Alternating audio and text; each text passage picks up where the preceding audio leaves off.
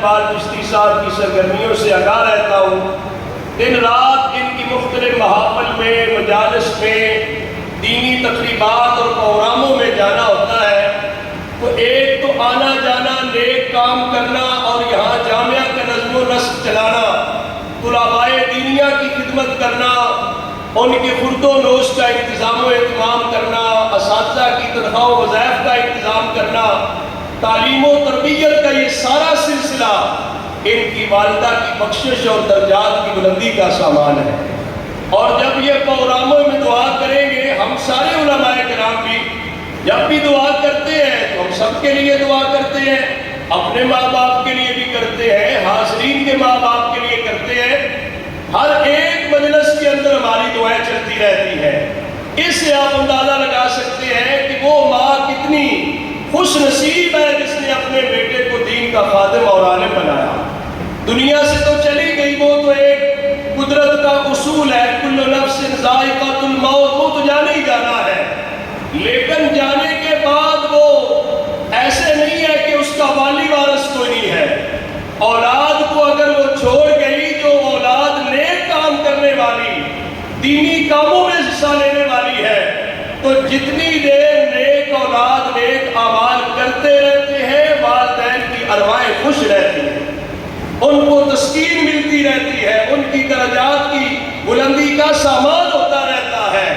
لہذا ہمیں آج کی مجلس میں یہ سمجھتا ہوں اتنے کثیر تعداد میں علماء کرام تشریف فرما ہے، ہم سارے لوگ اس حقیقت کو سمجھتے ہیں، اور تھوڑا سا یہ جو مرلے ہوتے ہیں، کسی کے جنازے میں شرکت ہو یا کسی کے ختم کل شریف میں اور اس مبارک میں ختم چیلم میں جائیں تو صوفیاء فرماتے ہیں یہ پروگرام تو از خود باز ہوتا ہے، باز کرنے کی ضرورت نہیں ہوتی۔ میں نے علامہ طاہر اقبال چشتی صاحب کو دیکھا، آپ اپنی والدہ کے غم میں نڈال تھے، یقینی طور پر میرے اوپر بھی اس کی کیفیت آئی ہے۔ ہر سمجھدار بندہ یہ چیز دیکھ کے بغیر باز کے ہی از خود نصیحت پکڑ لیتا ہے کہ والدین اللہ کی نعمت ہے، جن کو اللہ نے میسر رکھی ہے، ان کو چاہیے والدین کی قدر کریں۔ جو دین اسلام کی تعلیمات ہیں، ان کے اندر تو اللہ کے نبیوں نے بھی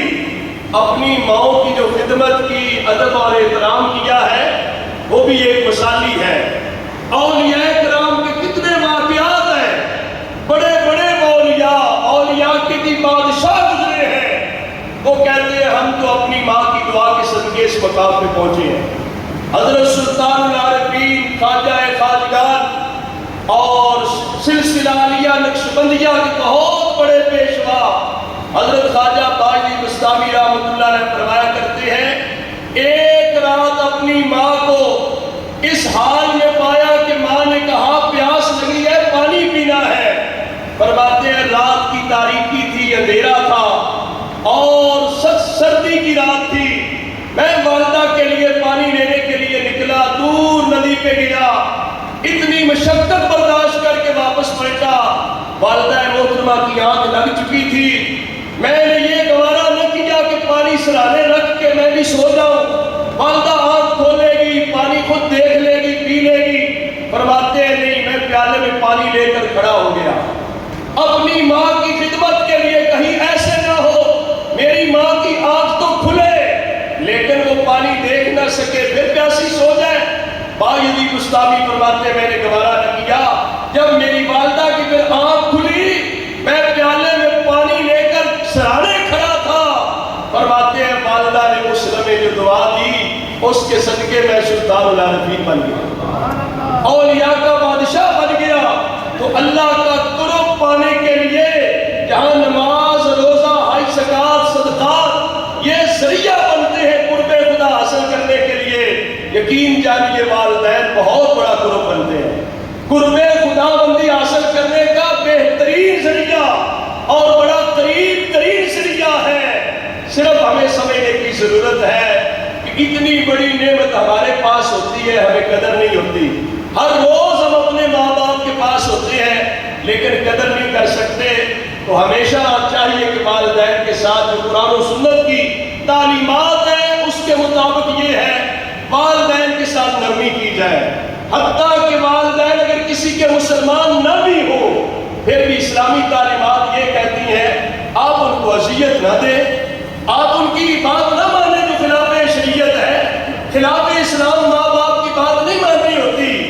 والدین کی بات وہی ماننی ہے جس سے اللہ رسول کی رضا بھی حاصل ہو، اللہ رسول کی نافرمانی کر کے نہیں ماننی، لیکن اذیت دینے کا بھی کوئی دکھ نہیں ہے، بلا وجہ تنگ کرتا رہے، اذیت دیتا رہے۔ اگر والدین ہے ہی مسلمان پھر تو ان کے لیے قرآن مجید کا حکم یہ ہے اپنے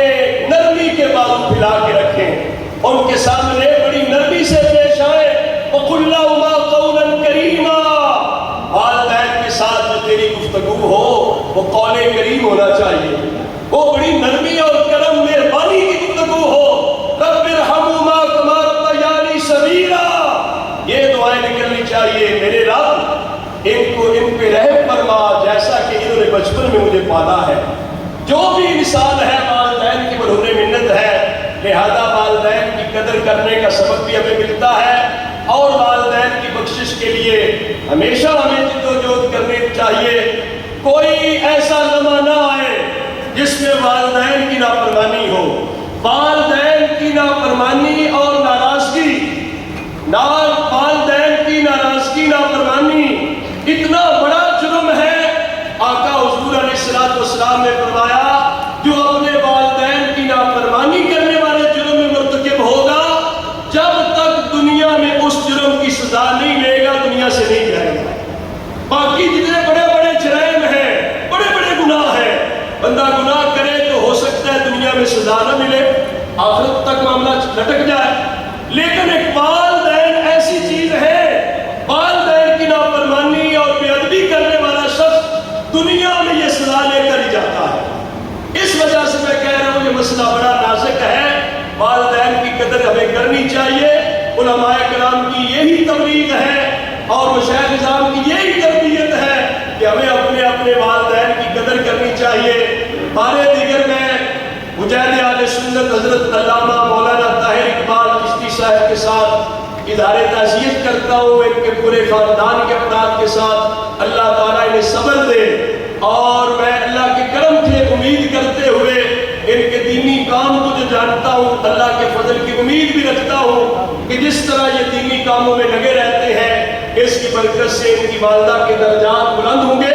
ان کو روحانی طور پہ تسکین ہوتی رہے گی، اللہ تبارک و تعالیٰ ان کی مغفرت و بخشش فرمائے اور انہیں صبر جمیل عطا فرمائے۔ آخر دعوانا الحمدللہ رب العالمین۔